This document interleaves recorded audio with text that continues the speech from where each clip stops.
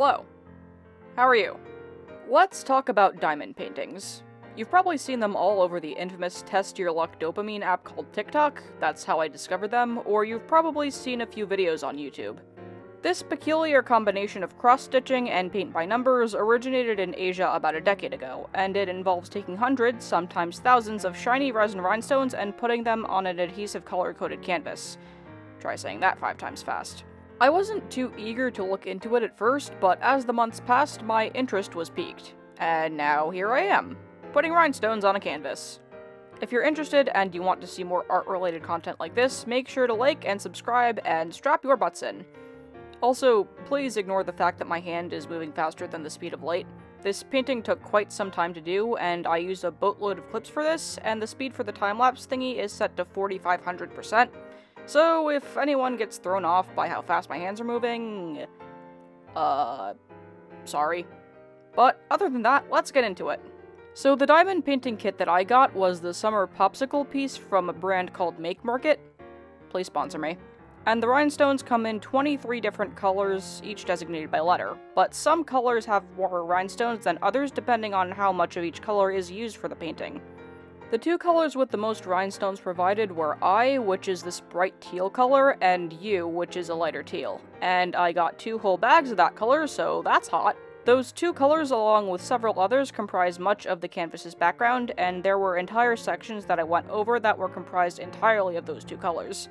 Sometimes broken up by the H color, which was a very light green shade, along with the W color, which was white. The kit also comes with a rhinestone applicator and some wax that you put on the applicator to transfer the rhinestones. It was an interesting experience trying to get the wax on the applicator, and it just resulted in a very clumsy and unsatisfying struggle. So if you're new to the diamond painting thing like I am, you can suffer with me, I guess. When you first take the canvas out of the box, there's a film covering the adhesive surface, and it's advised not to take the whole film off in one go. You have to cut it into sections and work your way up slowly, probably because the canvas will lose its stickiness otherwise. So I went in with an X-Acto knife to cut the film into square sections and worked on the canvas one section at a time. There was only one wax applicator in the kit, and it was only enough to put 1 rhinestone on the canvas at a time, which was honestly kinda tedious and a bit of a pain, but I made do, so not the end of the world, I hope. The canvas is also very sticky, and I knew getting any wayward rhinestones off would be a difficult process, so I was low-key kinda scared that I would place the wrong stones down by accident as I was making the painting. Fortunately, I didn't encounter that problem, so I am either more careful than I give myself credit for, or I am just insanely lucky. It wasn't all smooth sailing, however, seeing as how sometimes as I was shaking the little pan thing, there would be 1 or 2 rhinestones flying in all directions, and those things are very small, so finding them was an interesting task. That and a few rhinestones actually landed onto the adhesive canvas upside down, but those weren't so bad picking up, so that's good news. Also, I wondered initially... wow, help me. Initially, I wondered whether the rhinestones given in the kit were to the exact number, as this was my first time diamond painting, but I have a lot of leftovers. I'll talk about those in a bit. I wanted to record this process in its entirety, but somehow there is a bit at the very beginning that I didn't get on camera, so by the time the video starts, I've already begun the painting. Well, I guess I say painting loosely here, now that I think about it. On the bright side, though, 98% of the process was still caught on film, so yay.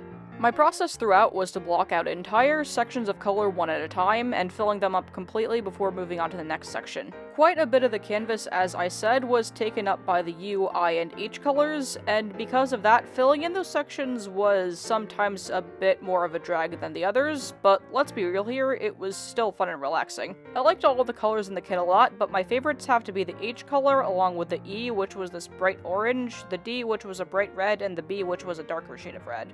The canvas is 8.5 inches by 11 inches. I'm not sure if that's including the non-sticky ends or just including the live area, and this probably took me 2 weeks on and off, with about 10 hours in total going into the time I spent actively working on the piece. As you can see, the popsicles were the main feature of this painting, along with a few fruits that I had some trouble recognizing aside from the watermelon in the corner.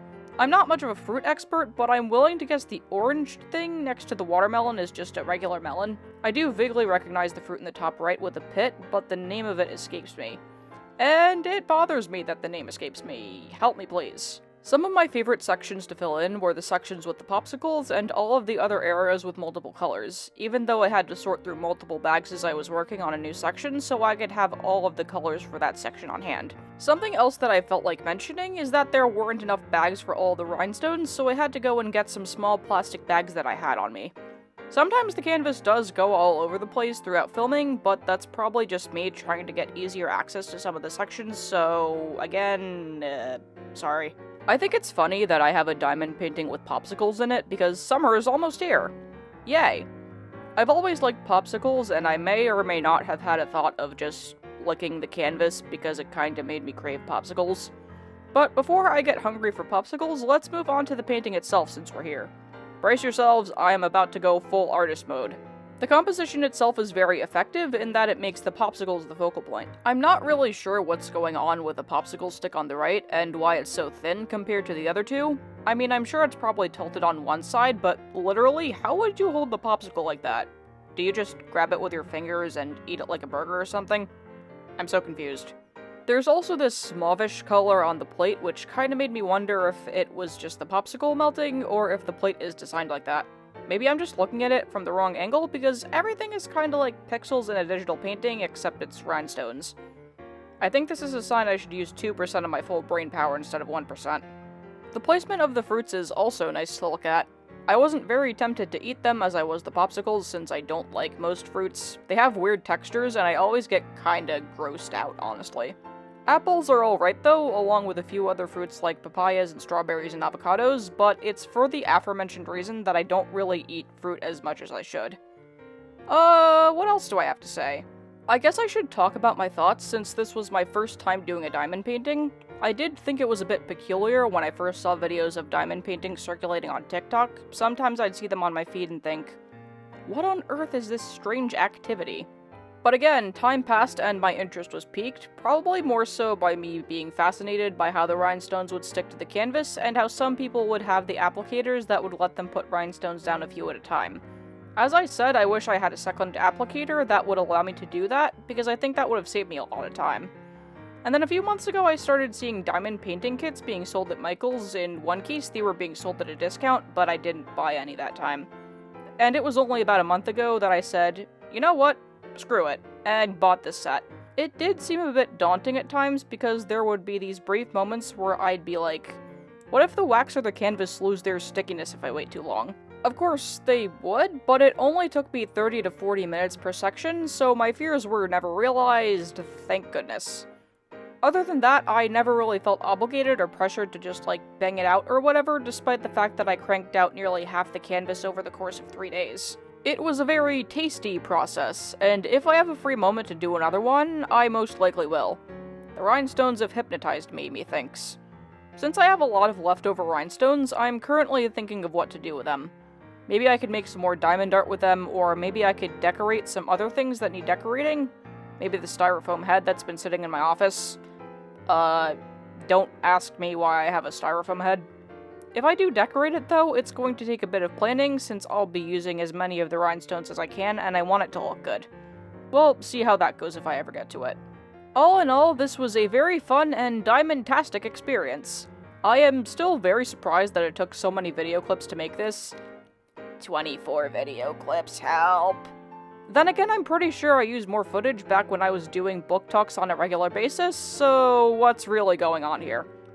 Anyway, that's going to do it for my narration before I go into hardcore rambling territory. If you like this video and want to see more art-related stuff from me, make sure to like, share, and subscribe. I post new videos every other Monday, and I have some quality videos in the pipeline, so again, if you're interested, stay tuned. I can also be found elsewhere on the internet, so make sure to check out the links to my other social media accounts in the description. And yeah, thanks for watching, and enjoy the rest of this video.